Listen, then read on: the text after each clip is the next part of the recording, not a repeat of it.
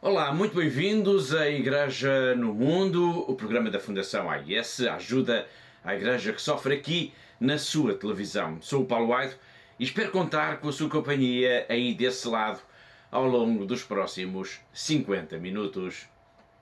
My diocese has passed through a lot of difficulties. There have been systematic persecution of Christians. We have lost so many people. A lot of Christians have been killed. They were almost hunted like animals in the wild.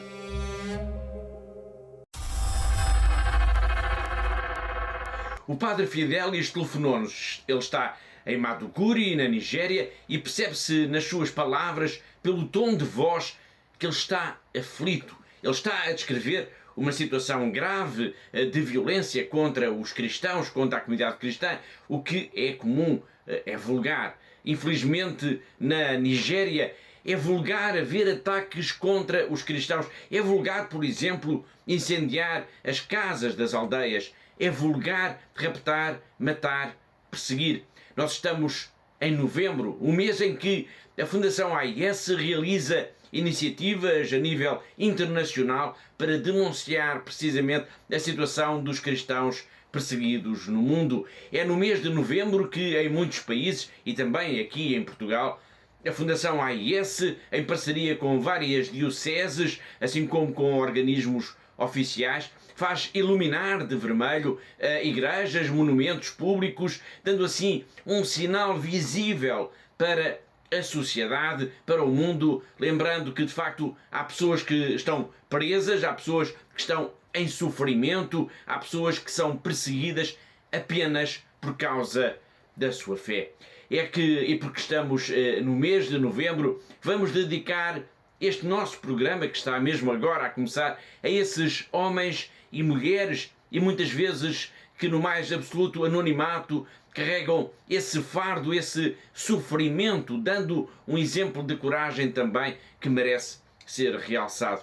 Para nos falar destes homens e mulheres, no fundo destes heróis da fé, eu tenho comigo, uma vez mais, a Catarina Martins de Betancourt, que é a diretora da Fundação AIS em Portugal, com quem vamos falar ao longo do programa de hoje. Olá, Catarina! Olá, Paulo, e olá também a todos os nossos telespectadores que nos veem, que nos acompanham a partir deste momento. Antes de arrancarmos para a primeira história de hoje, apenas para já uma nota prévia que eu gostaria de deixar aos nossos telespectadores, é que nós vamos falar de pessoas comuns, pessoas vulgares, pessoas como nós, mas que quando confrontadas com essa violência por serem perseguidas, por pertencerem à comunidade cristã, não renunciaram à sua fé.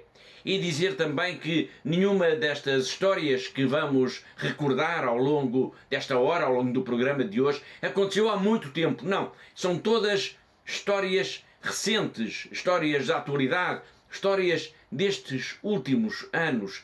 Todas as pessoas de que nós vamos falar ao longo do programa de hoje são um exemplo, Catarina, desta igreja, podemos dizer, voluntariosa, desta igreja que se oferece, que trabalha para os outros, mesmo quando isso é muito arriscado, mesmo quando isso é muito perigoso.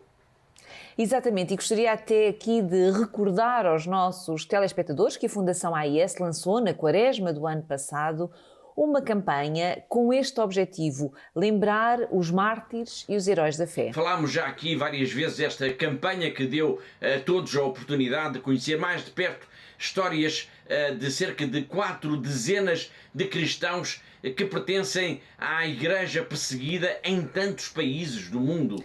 Exato, quisemos com esta campanha sensibilizar os portugueses para esta realidade dramática dos cristãos que vivem em países onde a liberdade religiosa não é respeitada e de onde nos chegam insistentes pedidos de ajuda. Portanto, eu gostaria aqui até de sublinhar também este ponto, Paulo, é que os pedidos de ajuda que chegam à Fundação AIS são, na sua maioria, oriundos de comunidades cristãs muito pobres e que vivem, por isso, situações muito dramáticas, mas também de comunidades que, por causa da intolerância religiosa, arriscam diariamente a sua vida por causa da sua fé. Bom, o que terão em comum por exemplo, Asia Bibi, que é uma mulher paquistanesa, mãe de 5 filhos, ou o padre italiano Pierluigi Macali, ou ainda, por exemplo, a jovem nigeriana Patience John. Os três experimentaram precisamente o que significa viver em países onde a violência contra os cristãos faz parte do cotidiano.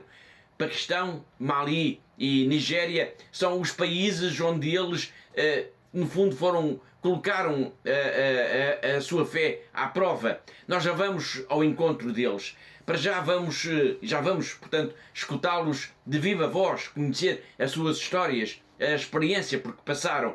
Mas antes disso, Catarina, vamos recordar muito brevemente aos nossos telespectadores que histórias são estas. Que histórias é que estes três cristãos protagonizaram. Muito bem, Paulo. Portanto, a Asia Bibi é, como muitos dos nossos telespectadores já sabem, portanto, uma mulher paquistanesa, mãe de 5 filhos e que foi acusada de blasfémia por ter bebido um copo de água de um poço. Parece até uma caricatura, digamos desta forma, mas de facto é a pura das verdades.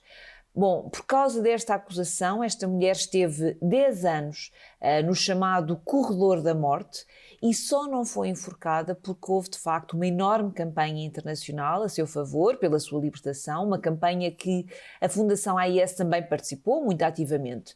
Hoje em dia, Asia Bibi vive no Canadá, é por isso uma mulher exilada e é também por isso uma vítima da perseguição religiosa no Paquistão. E quanto a Patience John e ao padre Pierluigi Macali? Bom, Paulo, são outras histórias que demonstram de facto as muitas formas da violência a que os cristãos estão expostos diariamente. O padre Pierluigi é um missionário italiano. Ele estava no Mali quando foi raptado em 2018 por jihadistas. Esteve em cativeiro quase durante 2 anos. Por outro lado, Patience John é da Nigéria e um domingo, quando estava na missa com a sua melhor amiga, explodiu uma bomba colocada por um terrorista do Boko Haram e que a deixou com marcas para o resto da vida. São histórias reais, já o dissemos, de pessoas comuns, de pessoas como nós, mas que viveram cada uma delas à sua maneira, o que significa precisamente ser cristão num ambiente profundamente hostil. Paquistão, Mali e Nigéria são, portanto, os países onde estas histórias aconteceram. Vamos então à primeira história. Vamos ao encontro de Asia Bibi, uma mulher paquistanesa, mãe de 5 filhos, que foi condenada à morte por blasfémia. No ano passado, ela esteve em França, antes da pandemia ter chegado em força, para o lançamento de um livro. O livro chama-se Enfim Livre, em que ela conta a sua história. Vamos agora escutá-la na sua língua natal, numa entrevista em que ela está ao lado de Anne-Isabelle Tollet, a jornalista que a ajudou a escrever o seu livro. बिल्कुल इन्होंने मेरा बहुत साथ दिया मुझे इस मकाम तक लेके आई मैं Elle m'a amenée jusque-là et je lui en suis infiniment reconnaissante.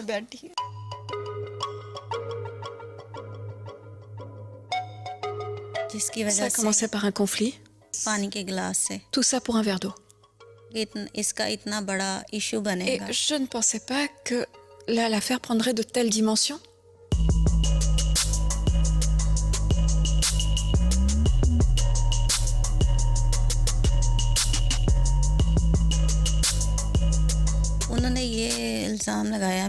Alors, j'ai été accusée que j'avais blasphémé contre la personne du prophète et que j'étais en train de détourner les jeunes filles du droit chemin.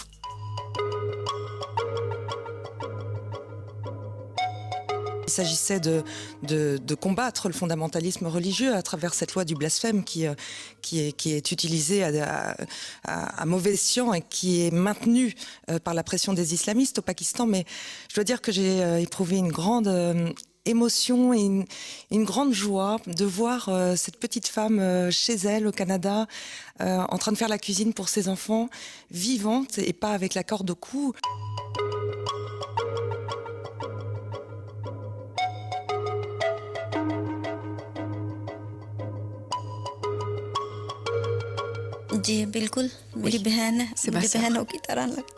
C'est ma sœur. C'est comme une sœur pour moi. Je l'aime comme une sœur. Et regardez la sœur que j'ai, le courage qu'elle a et à quel point elle m'a soutenue. बिल्कुल इन्होंने मेरा बहुत साथ दिया मुझे इस मुकाम तक लेके आई मैं Elle m'a amenée jusque-là et je lui en suis infiniment reconnaissante. C'est grâce à elle que je suis là aujourd'hui, devant vous.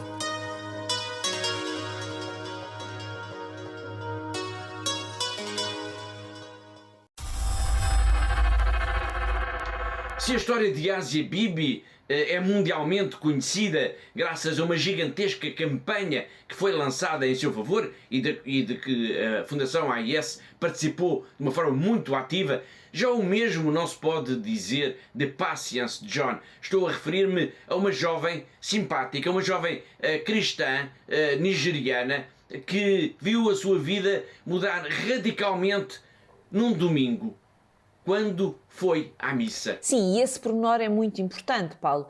Portanto, ela foi à missa nesse domingo, quando explodiu de facto uma bomba na igreja da sua aldeia. Portanto, ela ficou com marcas profundas no rosto e a sua melhor amiga acabou por falecer. Ou seja, e é importante também lembrarmos aqui esta história, pois em alguns países os cristãos arriscam a sua própria vida para irem à missa, para estarem em comunidade. E isto, Paulo, diz também muito sobre a sua coragem, sobre a coragem destes homens, destas mulheres e até de crianças. Sem dúvida, Catarina, esta história tem dois protagonistas. São duas jovens, duas raparigas, pertenciam ambas ao coro da paróquia. São as duas melhores amigas. Eram inseparáveis até esse domingo. Exato, é uma história triste e ao mesmo tempo cativante. Portanto, são duas amigas, Patience John e Sarah, que pertenciam ao coro da paróquia e naquele domingo, portanto em outubro de 2012, foram à missa.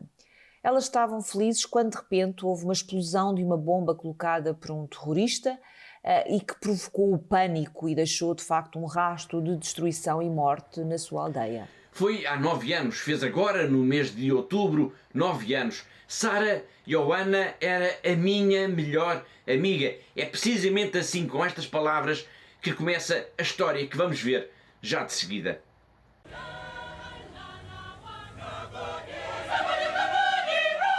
Seven years ago, Sarah Johanna was my best friend. I met with Sarah since in secondary school. We sang together till the day she died. I spent time with Sarah in so many ways. We laughed together. We practiced with Sarah in the church and outside the church. We walk on the road, practicing, singing. On that fateful Sunday, the 28th of October, 2012, we left our houses so happily to come to the church as usual to celebrate Mass. Immediately after sharing the peace, the suicide bomber hit the church. We didn't finish the song.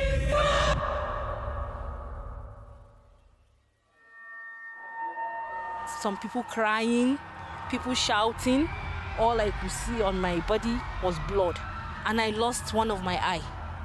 And because of that day, I have scars that will remain in my body forever. There's nothing to be ashamed of because whenever I see myself, when I look at my face in the mirror, I say, God, you know all. Sarah died in my presence.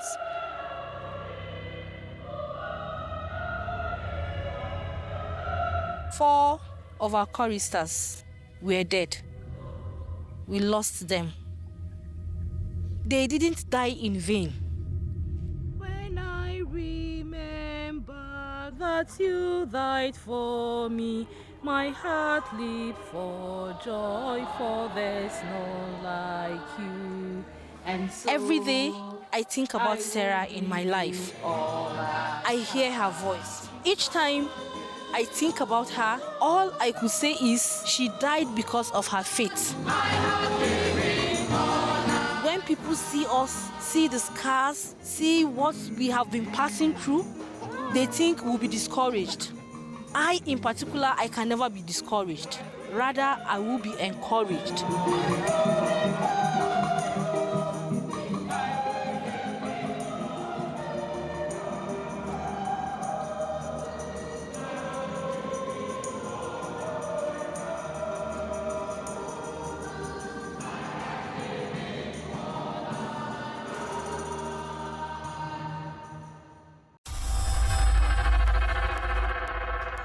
A bomba que destruiu a igreja, que matou Sarah e Johanna, que desfigurou Patience John, foi colocada por um terrorista do Boko Haram.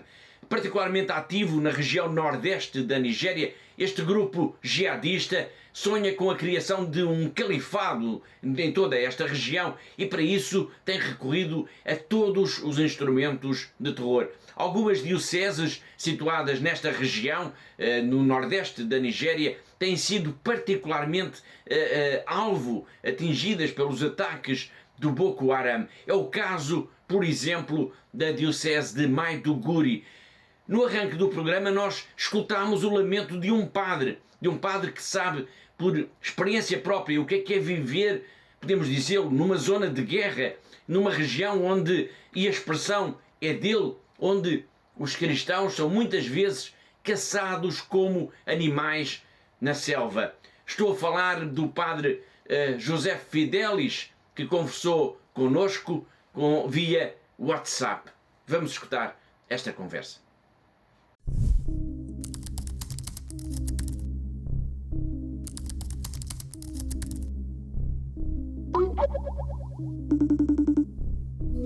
Greetings from Maiduguri.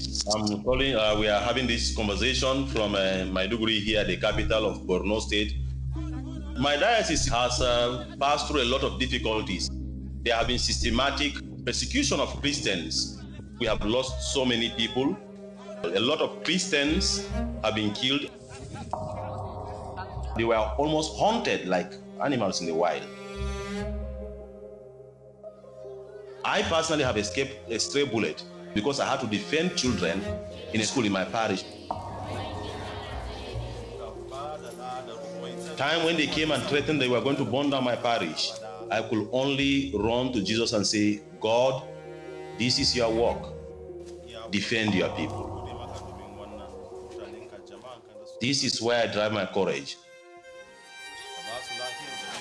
We have secured funding from aid to the church in need to build human resource and skill acquisition center, which is a trauma center where people will undergo a lot of healing, integration, and reconciliation that will help persons overcome what they have suffered. Boko Haram suka kashe mu miji da uwa, sai dai coci ne suna taimako na wahalan da muka sha, ba karamin wahala ba, coci ne suke taimako na. Har yanzu muna bukatar taimako don muna cikin damuwa har yanzu. Thank you to the church in need for the support you have given us. Remember, persecution, while it makes people suffer, also strengthens them because from within, they find a cause to live. We need your help that we may support these people who are suffering because Africa also and Nigeria is the future of Christianity.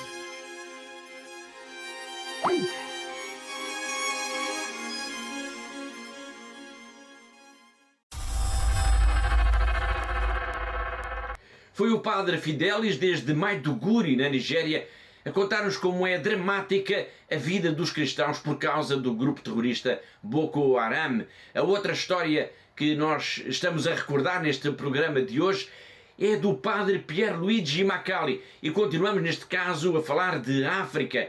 Nós temos uma entrevista com ele, com o padre Pierluigi, mas antes disso vamos recordar também aos nossos telespectadores o que é que se passou com ele. Bom, o padre italiano Pierluigi Macali foi sequestrado na madrugada do dia 18 de setembro de 2018, no Níger, na África Ocidental. Ele estava na sua casa, na paróquia de Bumuanga, à sua missão, quando foi sequestrado por um grupo de homens armados. Esteve em cativeiro praticamente 2 anos e foi libertado em outubro do ano passado. E já este ano, em agosto, esteve em Fátima e esteve a agradecer a Nossa Senhora a sua libertação. E falou connosco em entrevista em exclusivo à Fundação AIS, o padre Pierluigi Macali recordou aquele que foi o momento mais duro porque passou desde que foi raptado. E qual a razão por que isso aconteceu? Para já chamo a sua atenção para essas primeiras palavras, as primeiras palavras do padre Pierluigi Macali, no exclusivo à Fundação AIS, em que recorda o momento mais difícil porque passou no tempo em que esteve em cativeiro. Il momento più difficile credo sia stato quando mi hanno incatenato, ricordo la data, era il 5 ottobre 2018, dopo che ero stato portato in moto attraverso tutto il Burkina Faso. Quel 5 ottobre siamo arrivati in un covo e lì mi hanno incatenato a un albero ed è stato un momento di grande sconforto, ho pianto, ho gridato a Dio, Dio mio, perché mi hai abbandonato?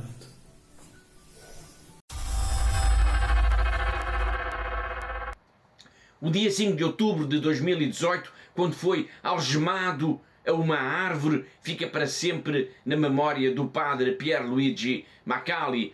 Curiosamente foi também em outubro, mas já do ano 2020, que ele iria ser libertado.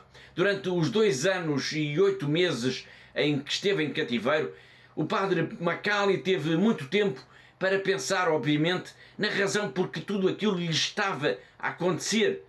Porque o rapto de um padre, de alguém que estava ali, ele foi raptado em Bomoanga, no Mali, porque o rapto de um padre que estava em Bomoanga a ajudar as pessoas, as popolações mais pobres, mais carenciadas. Porquê?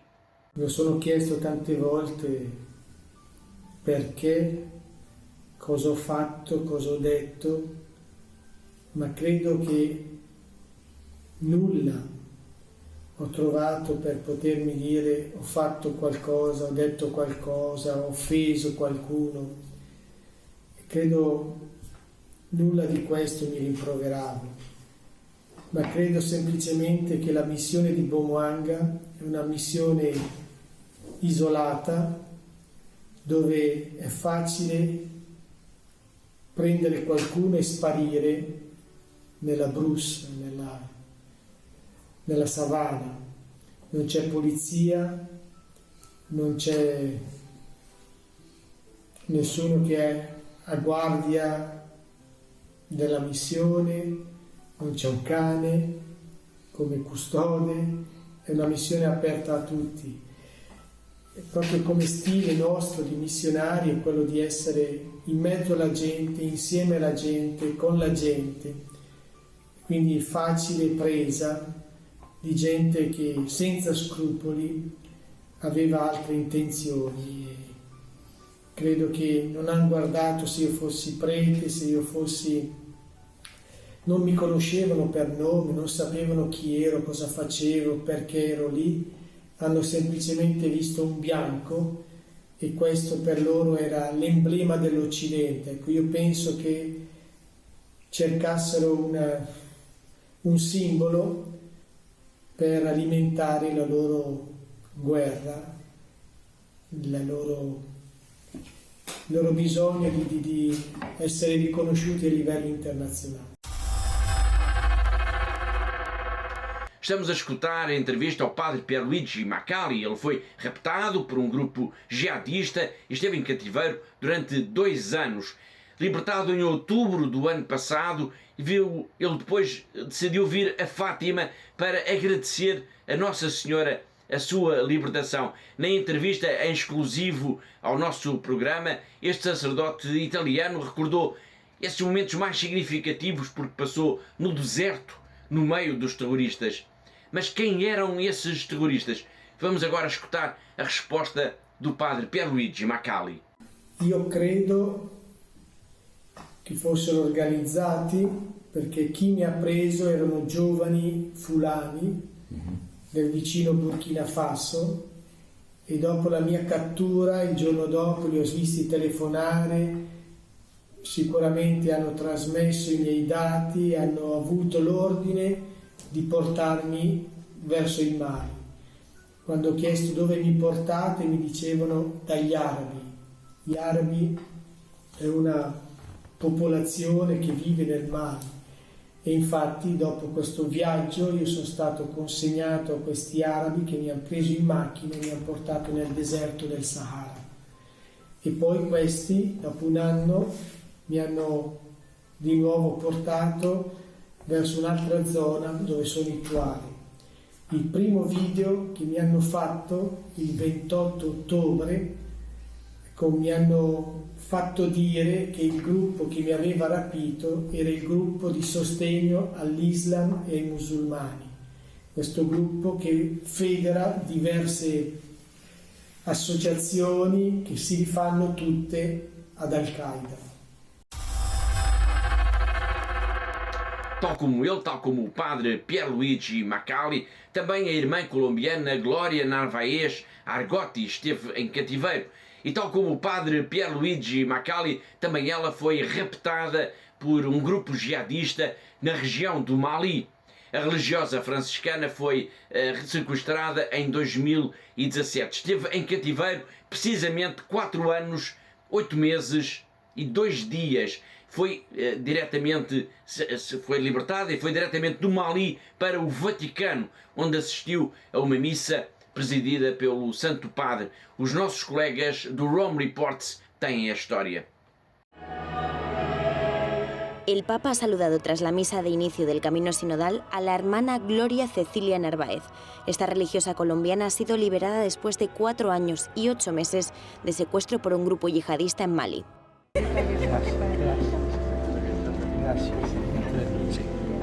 La religiosa fue secuestrada en 2017 a 400 kilómetros de Bamako, mientras trabajaba en un orfanato. Gloria Cecilia fue liberada el 9 de octubre, según la presidencia de Mali. A las autoridades malienses, al presidente, a todas las autoridades malienses por todos sus esfuerzos que han hecho por mi liberación. Que Dios los bendiga, que Dios bendiga a Mali. La canciller colombiana Marta Lucía Ramírez ha destacado en Twitter el papel de los presidentes de Mali, Senegal y Ghana en la liberación, así como de ministros franceses. También la religiosa agradeció su trabajo al embajador de Colombia ante la Santa Sede. Señor embajador, agradecer de todo corazón todo lo que hizo por mí, todo lo que hicieron los colombianos, que Dios los bendiga y gracias a Dios estoy libre. En 2017, Gloria Narváez apareció en un vídeo difundido por Al-Qaeda junto a otros 5 extranjeros secuestrados. Su liberación ha sido un trabajo de colaboración internacional.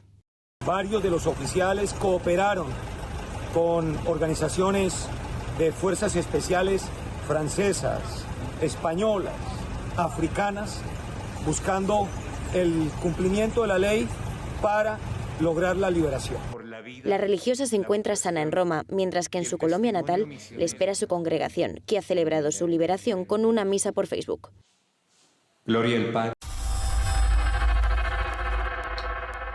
Falar dos cristãos que arriscam a vida por causa da sua fé leva-nos quase inevitavelmente a recordar a história de um jovem que morreu para impedir que acontecesse um verdadeiro massacre na sua igreja. Estou a falar do Paquistão e da intervenção heroica, podemos dizê-lo, do jovem Akash, um jovem de apenas 18 anos de idade.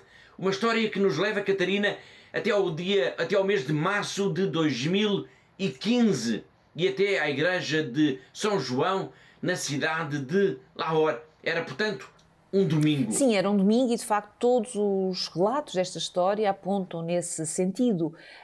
Portanto, a igreja estava repleta de fiéis, cerca de 200 fiéis naquela paróquia. Portanto, é um dado também muito importante também para compreender este gesto altruísta deste jovem que permitiu salvar imensas vidas, evitando assim um banho de sangue. Esta história leva-nos até à igreja de São João, em Lahore, onde o jovem Akash estava a fazer, no fundo, de guarda, ou seja, já havia uma ameaça clara à segurança dos fiéis, dos cristãos. Havia, portanto, e Paulo, para quem nos está a ver, é importante também ter este dado. Portanto, é normal as igrejas no Paquistão, especialmente as que estão nos centros urbanos, nos grandes centros urbanos, estarem vigiadas, portanto, terem equipas de segurança compostas quer por voluntários, portanto, por pessoas da própria comunidade e também, por vezes, por próprios efetivos da polícia. Portanto, a ameaça é de tal forma que ninguém estranha ver estes homens armados à entrada das igrejas no Paquistão. E Akash, o nosso jovem de 18 anos, o nosso voluntário que estava à porta da igreja a verificar a entrada das pessoas, se havia alguém suspeito, E foi precisamente isso que aconteceu nesse domingo de março de 2015. Precisamente, portanto, Akash estava à porta da igreja quando reparou então num indivíduo de aspecto suspeito que estaria quase a entrar no templo. Portanto, ele percebeu que este homem, que era um terrorista, trazia então escondido na sua roupa um engenho explosivo. Portanto, ele percebeu isso e no último instante, quando o homem estava quase a entrar na igreja. E foi então que tudo aconteceu? Sim, então Akash atirou-se para cima deste homem quando ele se preparava para fazer explodir o seu colete bomba que trazia consigo. Portanto, morreram os dois, mas com este gesto, este jovem cristão impediu que ele entrasse na igreja e assim evitou um verdadeiro massacre, um verdadeiro banho de sangue naquela igreja. É de facto a história de um mártir, de um herói. Esta história que vamos ver já de seguida, com todos os pormenores, é exemplar, pois mostra-nos como em tantos países os cristãos são perseguidos de forma brutal. O Paquistão é apenas um desses países. Akash was 18 years old when he stopped a suicide bomber from entering our church in Lahore. He was a volunteer to guard the church. There were more than 2,500 people that day in St. John's Catholic Church. Mass was being celebrated. He saw a man trying to storm into the church. The man said he had a bomb, but Akash didn't move. He held the terrorists to keep him from entering the church. The bomber blew himself up. Akash was killed instantly, but he saved many.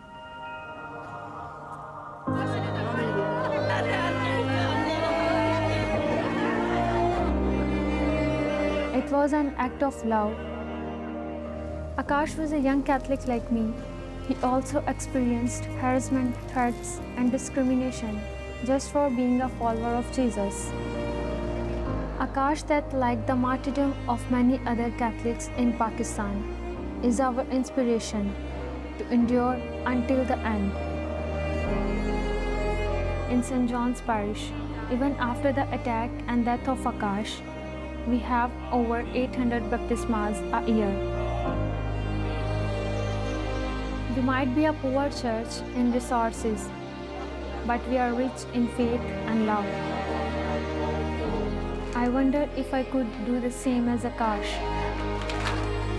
Even to convert to Islam would make our lives easier, but we don't. Every time I think of his death, I remember St. John's Gospel. There is no greater love than to lay down one's life for one's friend.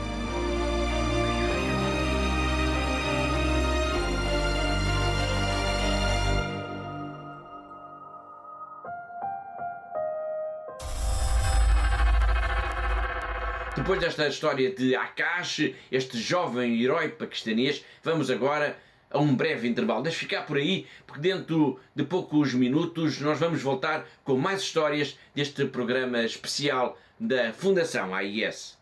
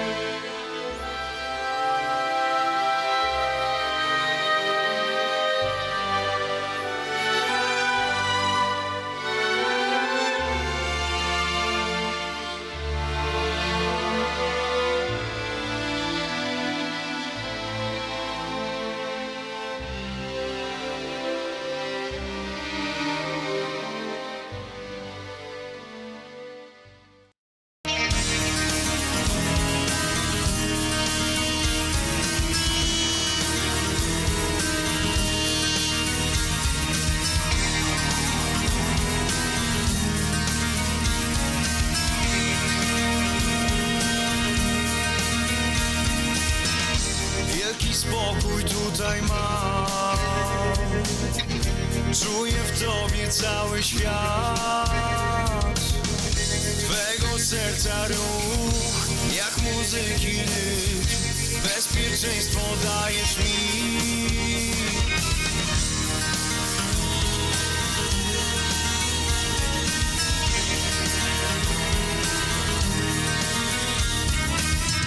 Chcę móc poczuć świata smak. Chcę zobaczyć wiele barw. Aikona ulemi, Aikona Jezebel. Oh Lord Jesus, help me obey commandment 6. Aikona ulemi, Aikona Jezebel. Oh Lord Jesus, help me obey commandment 6. Jesus is the way, Jesus is the truth, Jesus is life, the light in my path. Deliver me from evil, help me overcome. Oh Jesus, oh Jesus, oh Jesus, oh Jesus, yeah. I can say, help me, Mama, yeah. Obey commandment 6. I can sing I'm ultimate and will depend on our decision. Choosing truth or not with its power and precision. To set us free, responsibly for the fullness of love to the end. Set me free, yeah. Our ultimate end will depend on our decision. Choosing truth or not with its power and precision. To set us free, responsibly for the fullness of love to the end. Set me free, yeah. Deceit and deception. We need divine protection. Divine protection. Deceit and deception. We need divine protection. Divine protection. Deceit and deception. Rescue me. We need divine protection. Divine protection. Deceit and deception. Rescue me. We need divine protection. We need divine protection. Oh, Kyrie.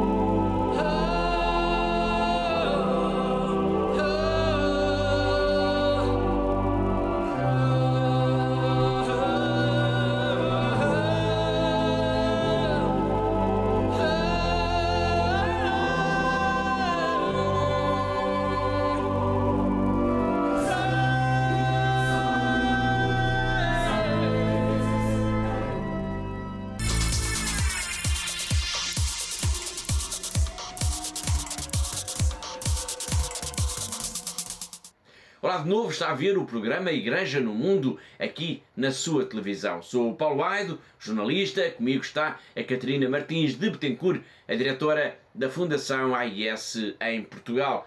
Este é um programa especial em que procuramos lembrar histórias de pessoas comuns, pessoas vulgares, mas que se evidenciaram em ambientes de perseguição contra os cristãos. E já recordámos aqui alguns. Quem acompanha o trabalho da Fundação AIS todos os dias, lendo, por exemplo, as notícias que são publicadas no nosso site, sabe que os cristãos são a comunidade religiosa mais perseguida em todo o mundo. Há países onde, nos tempos mais recentes, houve mesmo episódios de violência muito grande, muito assinalável contra os cristãos. Houve mesmo, em alguns casos, a tentativa de erradicação da sua presença. É o caso, por exemplo, da Síria e do Iraque. Vamos focar-nos agora na Síria para recordar a história de um sacerdote, um padre que foi assassinado logo no início da guerra civil neste país, no ano de 2011. Estou a falar no padre Franz, que ainda hoje é lembrado por todos aqueles que o conheceram. Sem dúvida, Paulo, ainda hoje, portanto, tantos anos já passaram e ainda de facto é lembrado com saudade, ainda é recordado com carinho e ainda se fala dele como um verdadeiro construtor de paz. O seu assassinato, na verdade, é inexplicável, até porque ele foi precisamente isso, foi um construtor da paz. É verdade, portanto, o padre Franz foi morto a tiro, foi assassinado por um jihadista num crime de ódio contra os cristãos. Por isso, sempre que falamos da Síria, o exemplo deste sacerdote é muitas vezes lembrado por nós, pela Fundação AIS. Portanto, ele ficou, de facto, como que um símbolo da perseguição religiosa no seu país, ficou como um símbolo desta tragédia que se abateu sobre a comunidade religiosa, sobre a comunidade cristã neste país. Portanto, a morte do padre Franz lembra-nos que o ódio tem de desaparecer efetivamente da face da terra. Obrigado, Catarina. Em menos de 3 minutos vamos agora recordar então com algum detalhe a história do padre Franz, que foi assassinado na Síria em 2011.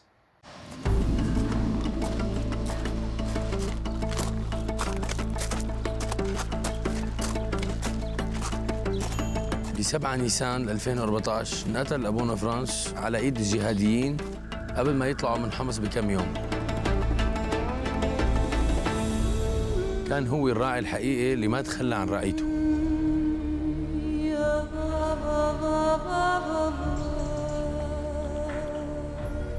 هو كان بالنسبة لنا أخ كبير ومعنا دائما، وكان بالنسبة له كل شخص لحاله هو شخص مهم. وإلى الأمام. إلى الأمام، الكلمة لساتنا لهلا عم نسمعها كان يقلنا إياها أبونا فرانس. وقت كنت صغير مراهق كنت عايش بمدينة حمص. كان أبونا فرانس ياخذنا مسيرات على جبال وادي النصارى.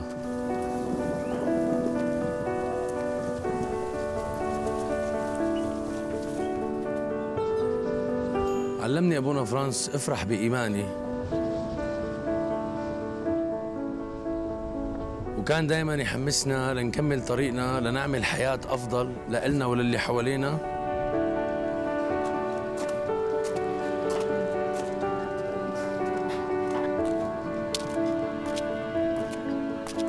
بدون ما نخسر إيماننا. حتى جيرانه الإسلام اللي ضلوا حد الدير ما تركهم، كان يقدم لهم أي شيء بيقدر عليه من أكل ومأوى.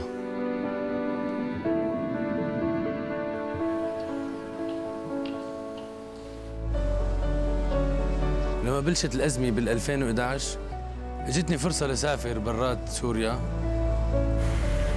وكنت رح سافر، بس أبونا فرانس ألهمني وضليت وصرت متطوع بخدمة إخواتي السوريين.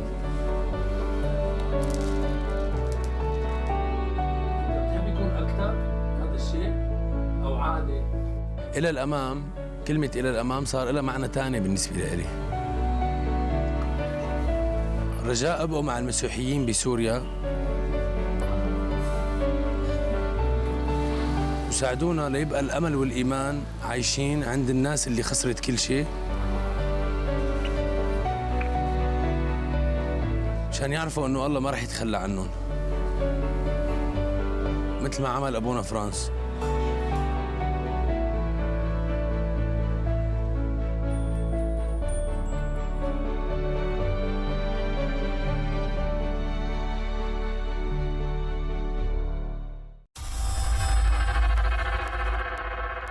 Agora proponho uma viagem até à Índia. Não vamos ao encontro de alguém em especial, não vamos à procura, neste caso, de uma pessoa que se tenha notabilizado de alguma forma entre a comunidade cristã, mas vamos continuar a falar em heróis da fé e vamos fazê-lo junto daqueles que podemos dizer que são os últimos, os que menos contam aos olhos da sociedade, aqueles que são ignorados, que são desprezados. Vamos falar, claro, dos Dalits, aqueles que, Catarina, são vistos pela sociedade como sendo invisíveis, que não têm direitos, que não contam mesmo nada para a sociedade, e muitos deles são cristãos. Sim, de facto os Dalits são aqueles que estão naquele complexo, portanto estão no fundo do complexo sistema de castas e da cultura da Índia e, portanto, são invisíveis, não têm direitos.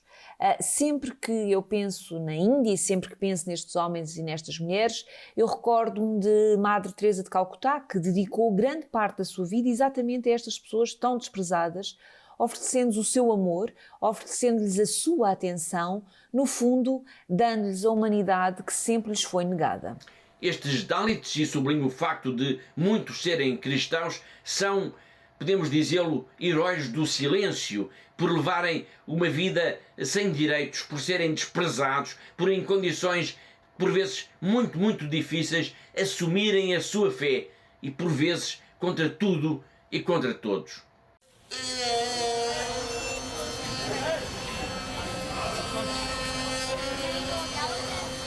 In India, there are 4 castes. The Dalits, they are the lowest people. The meaning is the oppressed people, suppressed people, neglected people, not considered as a human beings.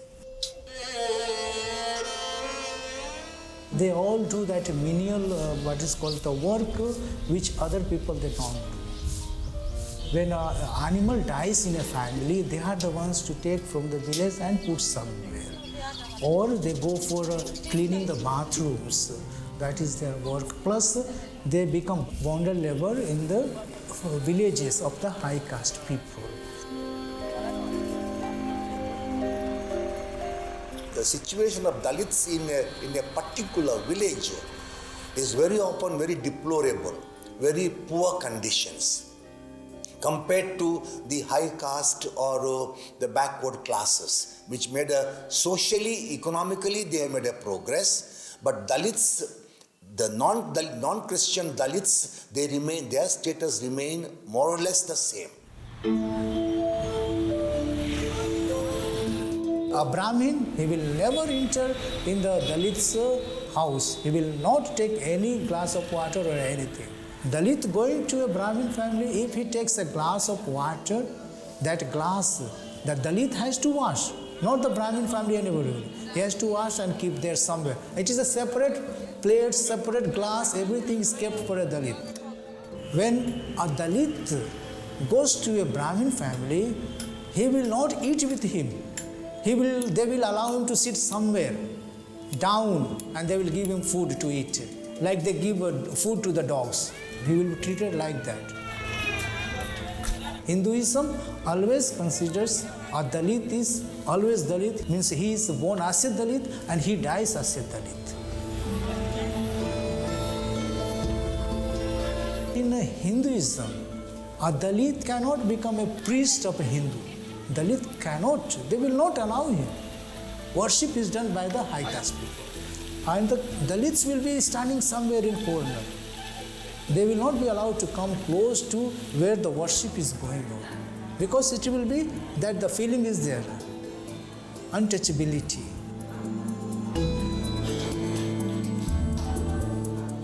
This caste system, though it is abolished in the constitution, it is a system in the society that these people are made Dalits. They are liberated by accepting the Christianity because Christianity has given them education, Christianity has given them food, Christianity has given them social status to come up in their life, and mainly education. And through the education, the Dalit Christians, those who have accepted Christianity, they have come up in their life.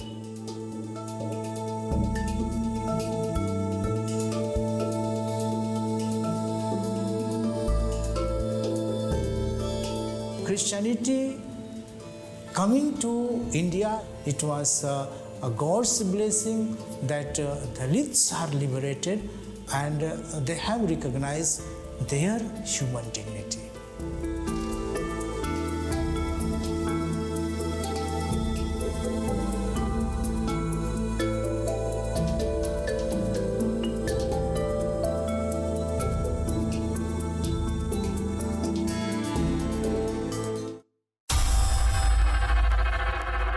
E assim, escutando esta história sobre os Dalits na Índia, chegamos ao fim do nosso tempo, ao fim de mais um programa Igreja no Mundo.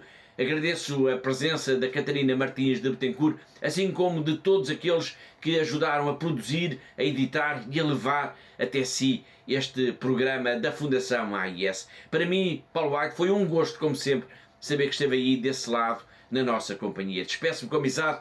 Até à próxima semana. Até à próxima semana, se Deus quiser.